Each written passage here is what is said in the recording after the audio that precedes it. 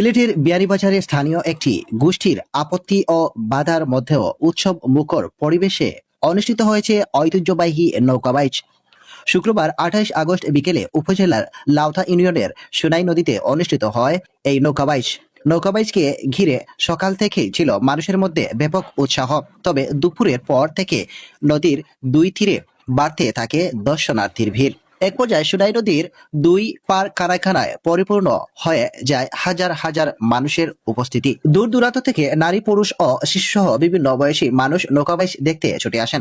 প্রতিযোগিতা শুরু হওয়ার আগেই নদীর দুই তীরে তৈরি হয় উৎসবের আমেজ। কেউ নদীর পাড়ে দাঁড়িয়ে অপেক্ষা করছিলেন নৌকা ছুটে চলার দৃশ্য দেখার জন্য, আবার কেউ মোবাইল ফোনে ধারণ করছিলেন ঐতিহ্যবাহী এই আয়োজনের নানা মুহূর্ত। প্রতি বছরের মতো এবারও লাউথা ইউনিয়নের লাউথা বাহাদুরপুর যুব সমাজের উদ্যোগে বার্ষিক নৌকাবাইচের আয়োজন করা হয়। তবে এবারের আয়োজন ছিল কিছুটা ভিন্ন, কারণ নৌকাবাইচ আয়োজনকে কেন্দ্র করে স্থানীয় একটি গোষ্ঠীর পক্ষ থেকে আপত্তি ও বাধার বিষয়টি সামনে আসে। স্থানীয় সূত্রে জানা যায়, স্থানীয় তৌহিদি জনতার একটি অংশ এবারের নৌকাবাইচ বন্ধের দাবি জানায়। এ নিয়ে সামাজিক যোগাযোগ মাধ্যমে ফেসবুক বিভিন্ন পোস্ট দেওয়া হয়। শুধু সামাজিক যোগাযোগ মাধ্যমেই নয়, বাড়ি, গ্রাম, বাজার, মসজিদেও তৌহিদি জনতা লাউথা ইউনিয়নের ভেনার সভা অনুষ্ঠিত হয়। সেখানে নৌকাবাইচ বাতিলের দাবি জানানো হয় বলে স্থানীয় সূত্রে জানা গেছে। এ নিয়ে এলাকায় তৈরি হয় আলোচনা ও নানা ধরনের প্রতিক্রিয়া। পরিস্থিতি বিবেচনায় দুপক্ষের মধ্যেই সমঝোতার উদ্যোগ নেওয়া হয়।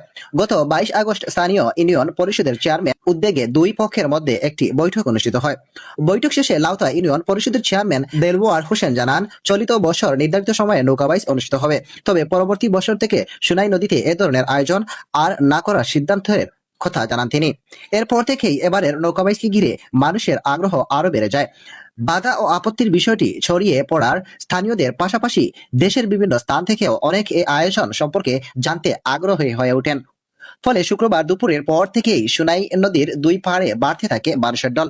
নদীর পাড়ে হাজারো মানুষ অপেক্ষা করছিলেন নৌকাবাইচ শুরুর জন্য। সম্ভব হলো অপ্রীতিকর পরিস্থিতি এড়াতেই বিয়ানীবাজার থানা পুলিশ সহ আইন শৃঙ্খলা রক্ষাকারী বাহিনীর সদস্যদের নদীর তীরবর্তী এলাকায় দায়িত্ব পালন করতেও দেখা যায়।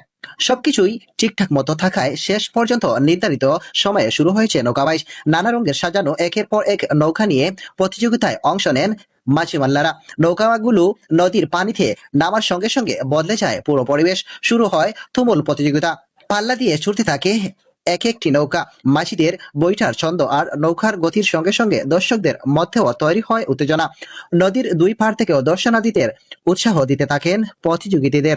কেউ হাততালি দিচ্ছেন, কেউ উচ্ছ্বাস প্রকাশ করছেন, আবার কেউ মোবাইল ফোনে ভিডিও ধারণ করছেন। এবারে নৌকাবাইচে স্বাধীন বাংলা, বাঘ ও পাগলা নাও সহ বিভিন্ন নামের নৌকা অংশ নেয়। নৌকাগুলো নদীর বুকে ছুটে চলার সময় মাঝিমাল্লাদের কণ্ঠে শোনা যায় ঐতিহ্যবাহী নৌকাবাইচের গান ও স্লোগান।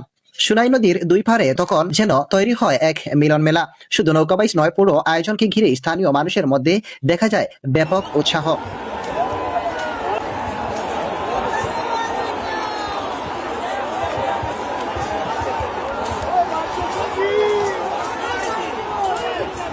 এবারের আয়োজন নিয়ে কথা বলতে গিয়ে আয়োজক কমিটির সাধারণ সম্পাদক আমিনুল ইসলাম জানান, নানা বাধা ও আপত্তির সত্ত্বেও ব্যাপক উৎসাহ উদ্দীপনার মধ্য দিয়ে এবারে নৌকাবাইচ সম্পন্ন হয়েছে। তার দাবি, এবছরের নৌকাবাইচ দেখতে স্মরণকালের সবচেয়ে বেশি দর্শনার্থী উপস্থিত হয়েছেন। তিনি আরো জানান, আগামী বছর নৌকাবাইচ অনুষ্ঠিত হবে কিনা সে বিষয়ে স্থানীয় মানুষের মতামতের ভিত্তিতেই সিদ্ধান্ত নেওয়া হবে।